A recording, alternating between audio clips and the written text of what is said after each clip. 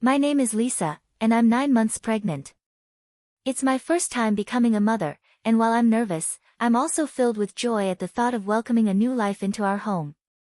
My husband, David, is a white-collar worker. He has weekends off, but instead of helping around the house, he usually spends them at his parents' place. Their home is nearby, and he visits often, without any particular reason. I've grown used to it, though I wish he'd be more supportive, especially now. Since becoming pregnant, I've had to be careful with daily chores, like lifting heavy grocery items. Friends have kindly helped, but my routine remains packed.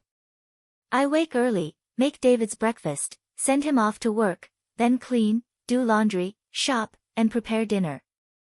Only after all this do I finally get a moment to myself. Since taking maternity leave, I started blogging, writing daily entries with pictures of meals, the sky, flowers, anything that brings me peace. The comments I receive brighten my day. One evening, while preparing dinner, David came home, tossed his things on the couch, and went straight to the bath without even a greeting. "I made hamburgers tonight," I said. He didn't respond.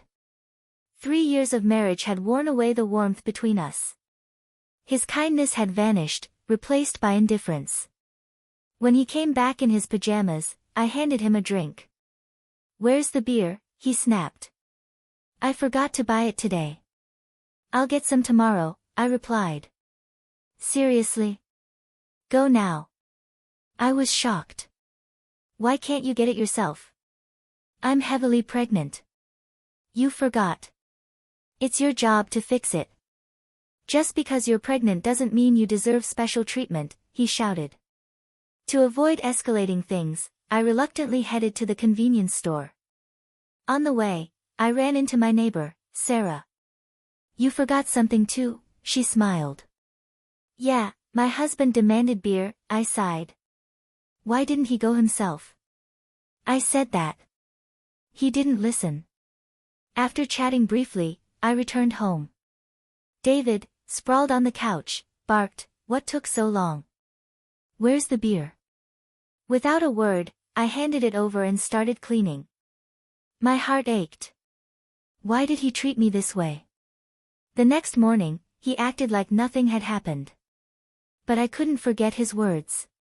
When he noticed my silence, he snapped, "Don't take it out on me. Be more considerate." I wanted to say, "That applies to you," but I just sighed and saw him off. He'd said he wouldn't be home for dinner, so I made a simple meal for myself. But then he came back unexpectedly. "My party got cancelled. I'm hungry. You have something, right?" "I only made enough for myself." He glared. "You didn't consider I might come back? What is this garbage? Are you even doing your job as a housewife? Don't waste the money I earn." Trying to calm him, I said, "Please don't get mad. I can prepare something else." "You should learn to cook like my mom," he snapped. The constant comparisons crushed me. "I can't eat this." "Go buy something." "I've already taken a bath, can't you go?" I pleaded. "Forget it. Yesterday, you forgot beer. Today, no dinner. I'm going to my parents' place." He stormed out. Strangely, I felt relief. The next morning, his mother called, furious. "How could you not make David a proper meal? This feels like harassment." I tried to explain, but she wouldn't listen. I apologized and hung up. With David gone, I had a slow brunch. But his possible return loomed over me. Determined to avoid conflict, I planned a special dinner. I picked his favorite ingredients and beer, even cut down my blogging time to focus on cooking. I set the table beautifully and waited. But David didn't come. I called him several times, no response. Hours passed. I even called his parents. He wasn't there either. Just when I was about to contact the police, David staggered home, drunk. "I'm home," he slurred, collapsing at the entrance. "Are you okay?" I rushed to help. "Too loud. Go away." I tried to support him. He shoved me off. Don't touch me with that ugly face. You're my wife. Disgusting. I was shattered. All my effort, all my hopes, for what? I ate alone, tears falling silently. The next morning, David acted as if nothing had happened. My head hurts. Why did you leave me on the floor? You passed out there, David, I replied. I called you all night. I made a nice meal. Do I have to answer every call? It was a drinking party. With each word, my heart grew colder.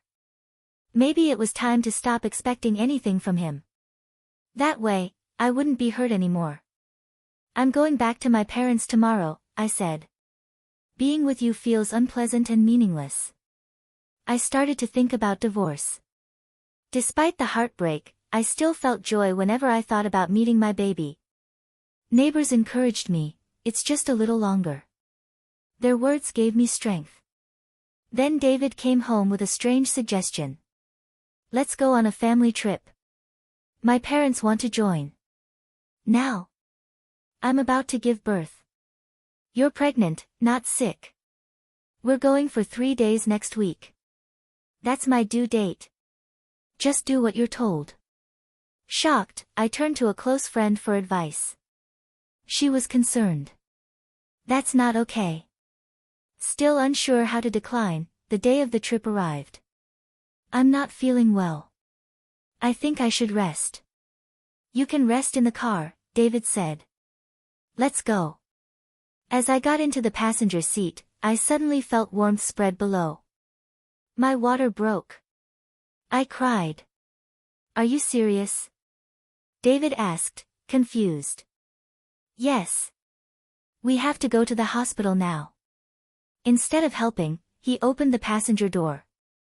What are you doing? You're going to mess up the car. Get out. What? I said get out. I need to clean this.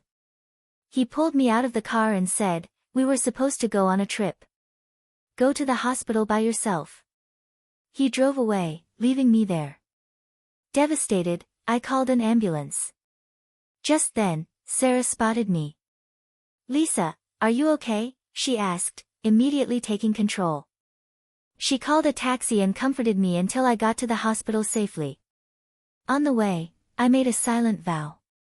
As labor intensified, I was moved to the delivery room.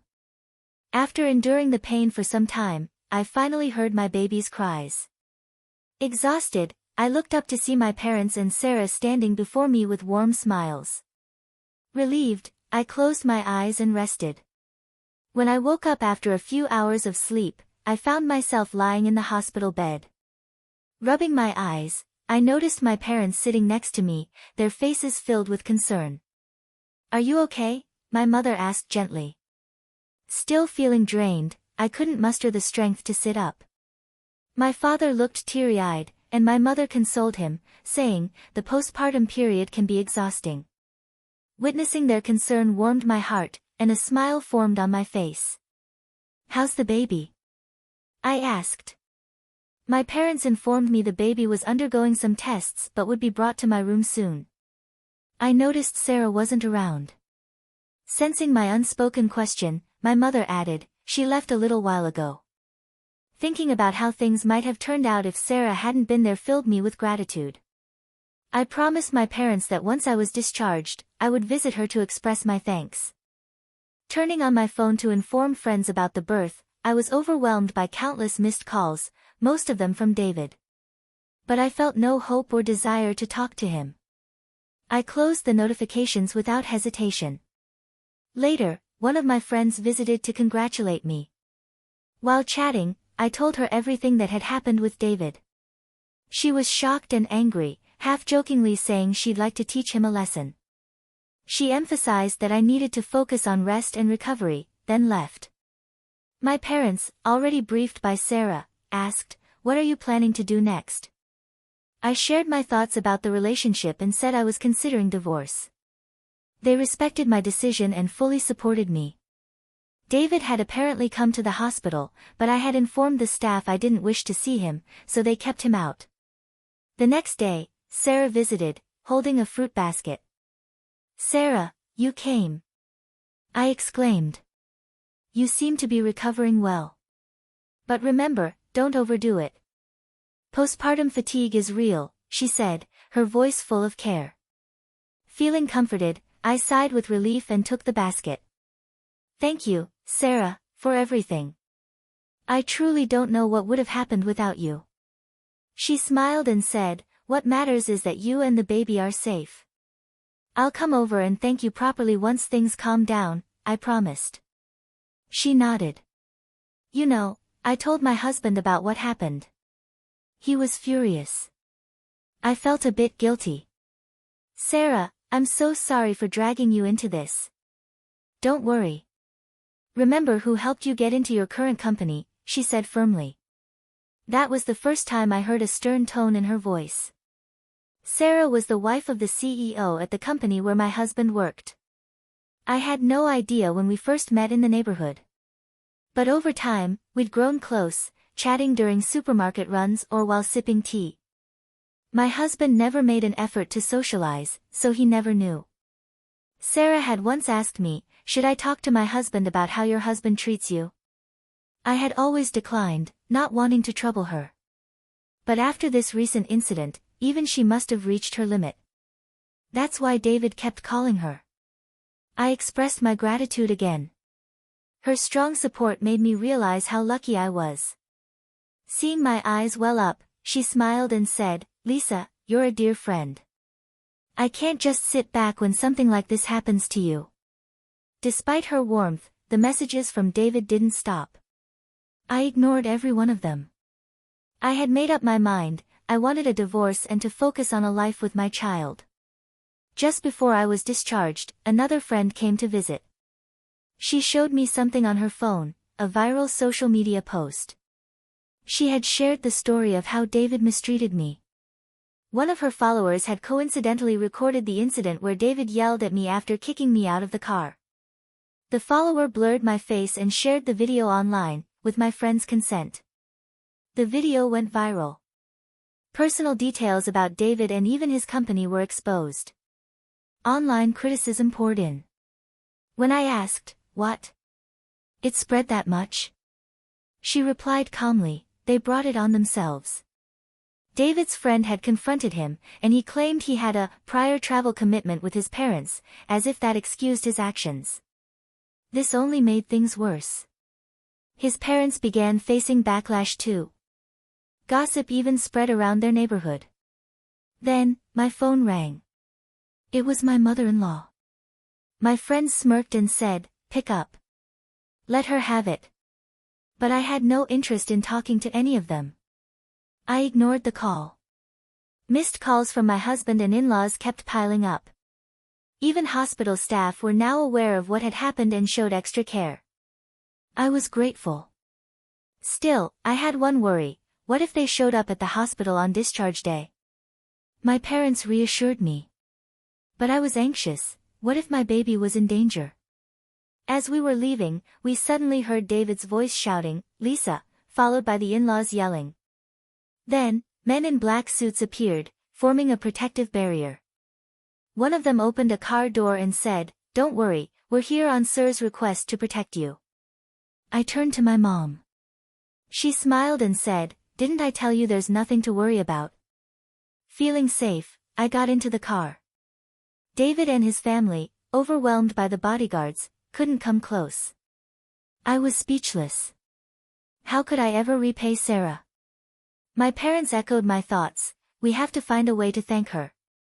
Though life began to settle, David and his family kept trying to contact me. I mailed divorce papers, but there was no response. Eventually, they called our home. My father answered. David's parents said, "She became a part of our family, she shouldn't complain." My father exploded. "How dare you say that after everything?" That call ended quickly. We decided to get a lawyer. Thankfully, my father knew someone trustworthy. We shared the video and all the details. When the lawyer contacted David, he arrogantly said, "We'll fix our marriage ourselves. No lawyers needed." The lawyer replied, I'm acting on Lisa's behalf. All communication goes through me. David was speechless. When court mediation was mentioned, the word court scared him. He finally agreed to divorce but claimed, I won't pay child support or split property. I didn't do anything wrong. The lawyer calmly laid out the legal facts. Still, David resisted. In that case, see you in court, the lawyer said. Hearing that, David's parents panicked and agreed immediately. Later, the lawyer called me and said David wanted to apologize. We agreed on a supervised phone call. That day, with my parents and lawyer present, David began. Apologize now and I'll forgive you. Come home. The house is a mess. I might lose my job.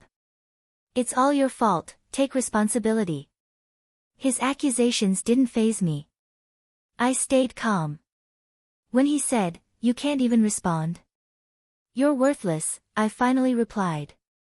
Just so you know, this call is being recorded. I'll use it as evidence. Goodbye. There was a pause. Then, panic, wait, you recorded it. That's not fair. I was joking. I'm sorry. I can't live without you. Let's start over. I hung up and handed the recording to the lawyer. Can you use this? I asked. The lawyer shook his head in disbelief. He really is something else. My parents felt the same. They were no longer angry, just disappointed. Surprisingly, I found myself slightly entertained by it all. Maybe it was a little devilish side of me.